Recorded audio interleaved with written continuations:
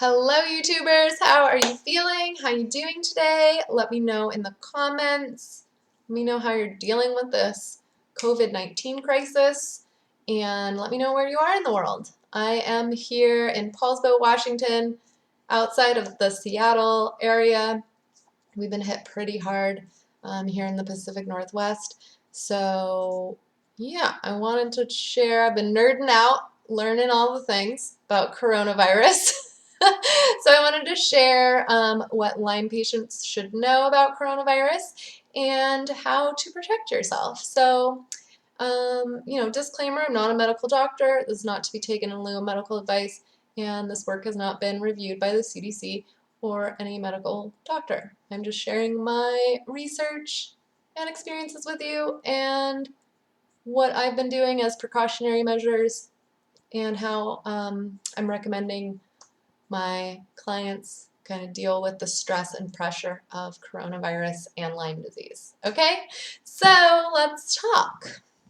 I'm going to look at my notes here, so you might see me like kind of looking down. I just didn't want to rant too much because I would do that. And here we go. Let me know if you guys have any questions. And I am going to be turning this into a fully referenced blog, so you can find the links in the description of this video, all right? And please don't forget to hit subscribe if you enjoy, all right? So the World Health Organization describes coronavirus as a large family of viruses that are known to cause respiratory infections, and that can range from the common cold to more severe illness like SARS. So coronavirus disease 2019, which has been dubbed COVID-19, it's the newest mutation, the newest form of coronavirus. So I saw a German doctor explaining that coronavirus is actually like when we get the common flu, nobody's going around like swabbing you to see what viruses are causing the flu.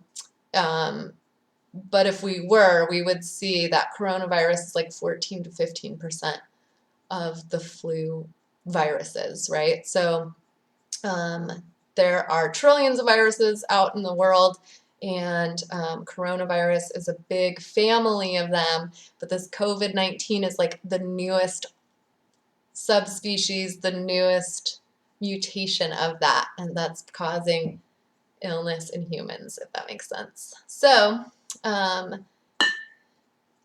Lyme patients, we're all wondering, like, are we more susceptible to getting it, right? Because COVID-19 is such a new disease, we don't have a lot of definitive information, and there's still facts being uncovered about how this even manifests in humans. We don't even know, we don't even have a good model of how it manifests in a healthy person, let alone a Lyme patient. So there's nothing to say that we're more susceptible or more at risk. However, across the board, health officials have said that people who are immune compromised are at higher risk of developing severe illness from this virus. So that means that having Lyme disease and coronavirus is not a great combo, right? It could put you in that higher risk category for becoming very sick or even dying from this thing, because our immune system, our central nervous system, everything's overworked when you're dealing with Lyme disease. So let's just talk about a couple ways we can avoid contracting and spreading coronavirus. And yeah, what Lyme patients need to know. So social distancing is the #1 recommended thing to do right now. And as Lyme patients, I think we got the upper hand on this. I know personally I've been distanced from society for a while. So, they're recommending to stay at least 6 feet away from other people when you're in public and avoid physical contact. So, anybody with compromised immune systems should only go out when absolutely necessary. Get your daily outside time, get your vitamin D if you can, sit in the sunshine, but do try to keep that 6-foot distance, and don't forget that you don't have to have symptoms to transmit the virus. So these virus can live on surfaces like our hair, our clothing, hard surfaces for up to 3 days, or if you're the Carnival Cruise Line, 17 days.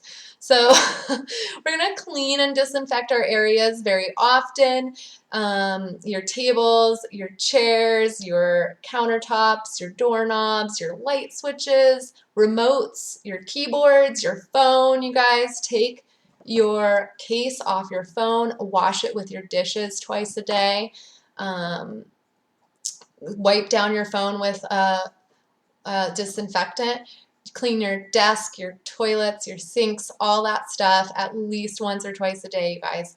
Wash your hands very often and do so very thoroughly. That requires a good lathering soap and warm water.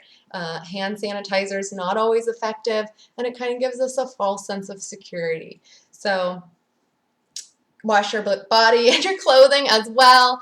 I do this regularly. I'm always checking for ticks anyways, so it's habit for me. As soon as I come in, take off my clothes, take a shower, do the tick check, put on fresh clothes. And you're going to want to wash those clothes often. If you cannot wash them daily, try to put them out in the sun. The sunshine for 30-40 minutes is going to really help kill off any virus or bacterias.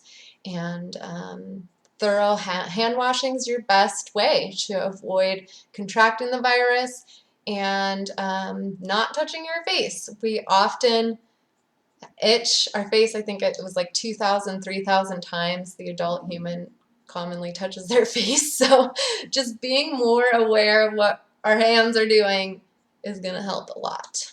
So disinfectant spray. So when we're cleaning our doorknobs and tables and all that, you're going to want to use a hardcore disinfectant. So I love my white vinegar and essential oils, but I'm actually using bleach these days for this, just to take any risk out. And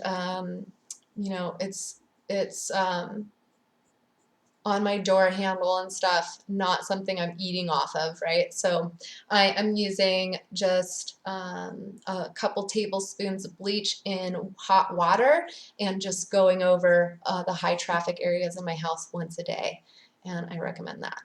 And yeah, a lot of people wear masks that have Lyme disease when we're out in public, and that is still recommended, I think, but health officials have said that just wearing a mask is actually not going to protect you from contracting the virus, because unfortunately it's getting into all of our mucous membranes. So somebody sneezes or coughs and it gets those little tiny invisible droplets can get into our ears, our eyes, and noses, mouth. So if you're just wearing a mask and you're not, that's why you see people in the ER with a full plastic covering over their ears and eyes, and they still have a mask on.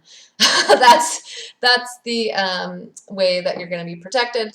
So I wear a mask still. Personally, I have a VOG mask that's got a little N95 filter on it, and it is wonderful for reducing fragrance symptoms that I get. I'm like allergic to artificial fragrance, so I'll get migraines and things just from going to the grocery store and walking by someone that's got too much laundry detergent or perfume on, and I'm just like, oh, and then I'll have a headache for 5 hours, right? So I'll wear a mask when I go out anyway, and that helps me with that. But the commercial masks, that just the medical masks, are in such short supply right now, so please don't be buying those. Our healthcare professionals really, really need those, so those are needing to be going to the people who are helping the sick people. So let's just try to stay indoors and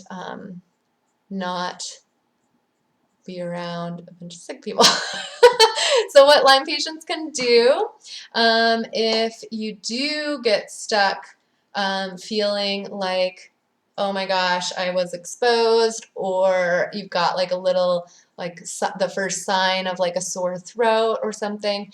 So I have seen multiple sources say that coronavirus gets stuck in our mucous membranes in the sinus and in the throat, and slow drainage may actually allow it to get into our bloodstream or our lungs and start causing that illness. So drinking plenty of warm fluids throughout the day, flushing the nasal pathways with like a neti pot, practicing breath work every single day, and gargling with warm salt water may theoretically help flush out those mucous membranes and virus into our stomach, where it can be neutralized and killed off by the stomach acid. So one theory of why we all kind of have that flu and cold season during winter and the colder months is because our mucous membranes and our, like, the natural drainage from our sinus and down our esophagus into the stomach is slowed by the cold air. So if we're practicing some really strong breath work, which I will link a free practice for you guys in the description of this video, can help, keep that mucus going even in the cold months. So I recommend doing those things daily. Drink lots of warm fluids, flush the sinus with the neti pot. I've been doing it weekly, and it's just glorious. It feels so good. Practicing breath work twice a day, and gargling with salt water, really, really powerful ways to flush out the mucous membranes and neutralize some viruses. So you might also consider taking some extra precautions by just supporting the immune system. So, I'm not saying this is going to stop you from contracting it, but if we are supporting and strengthening our immune system, we have a better shot at fighting off whatever we're picking up and avoiding serious illness of any kind, right? So I have a blog I just recently wrote about sharing 10 of my top picks of immune supporting essential oils. If you've been following me a while, you know I'm crazy about my essential oils, so they are considered the oldest and most potent form of plant medicine. So I'm going to link that in the description. There's 10 different essential oils and how to use them. And, they are very, very powerful immune supporting tools. So number 2, you're going to want to really maximize your sleep. And most of us have trouble sleeping.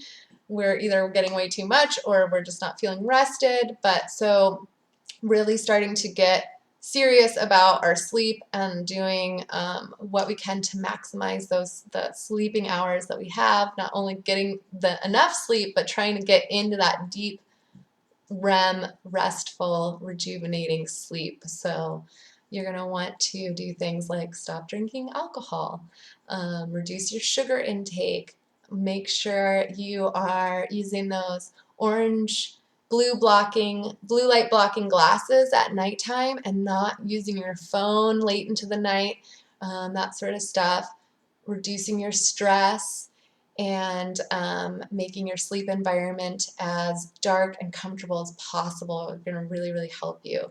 You're going to want to remind yourself to move every couple of hours, especially if you've been stuck inside for several days. This body that we have is just made for movement. So staying stagnant for long periods of time is not only detrimental to our physical health, it's also detrimental to our emotional health. So just taking a few minutes every couple hours, do some gentle movement, some stretching, some yoga, breath work, do little, strengthening exercises, whatever you can do. If you can get outside and walk, definitely do that. You can do some simple yoga postures in bed, just recline twists or cat-cow, all kinds of stuff to just kind of stretch and move the body and get that blood flow and oxygen going. All right, so Yeah, I mentioned stress because it is so detrimental to Lyme patients. So not only is this COVID-19 virus scary, but also just the stress of like everybody, how everybody else is dealing with it is stressing us out. So we really need to combat this fear that's surrounding the coronavirus. And maybe you've been separated from your loved ones, or you know, whatever's going on, you're just feeling super anxious and stressed. We really need to check in with ourselves and start to manage that, because if we don't, it can really trigger a relapse in Lyme symptoms. Okay, so you're going to want to practice self-care, do it every single day, find something that makes you feel fulfilled emotionally, physically, spiritually, so that you can cope with these things, right? And you're going to need to just find what that is. I've got a whole blog about it. I'll link again some tips and things that I do to practice self-care, but everybody's different, so there's no right or wrong way to do it. Just taking that time each and every day. I do it at least twice a day, unplugging from the world and just focus on yourself. Literally, no more news. Don't take your phone into the bathtub with you. Like, none of that. Or just like unplug from everything and just check in with yourself. See how your emotional and physical body's feeling. Okay. I love journaling for this, so you can just practice a little bit of breath work, clear your mind, and just set a timer and just start free writing. Like, write whatever's coming up for you. Just blurb it all out on the page. It doesn't even have to make sense. Or you can use some journal prompts and to help get your pen moving. So, you know, as this situation's unfolding, we're learning so much more about COVID-19 and how it's going to affect our daily lives and our health. So, you know, just managing our daily chronic illness, and then trying to deal with the fallout of all this COVID-19 stuff is very challenging, and you want to keep yourself informed, but don't spiral out of control down the rabbit hole of the internet into all this fear mongering and everything. So just, there's that balance there. I like to set a timer, like I'm going to spend 1 hour researching, and then after that, that's it for the day. And you know, that's kind of how I do it. So, you know, there you go. You're going to want to support your immune system. And yeah, like I said, essential oil, sleep, movement. You can take supplements like vitamin C and zinc, always good. Just be aware of how this anxiety and stress is showing up for you. And take really, really good care of yourself right now, because this is a stressful time for everyone, and I think it's just extra stressful for those of us with the underlying conditions and Lyme disease. So take care of yourself, reach out for support, and I'm going to put some links for y'all in the description of this video. So please hit the subscribe button and let me know how you're doing and where you are in the world, and I will see you next week. My name is Jen Hyla. I am a speaker, an author, a Lyme advocate, and recovery coach, and I'll see you next time. Keep healing. Bye.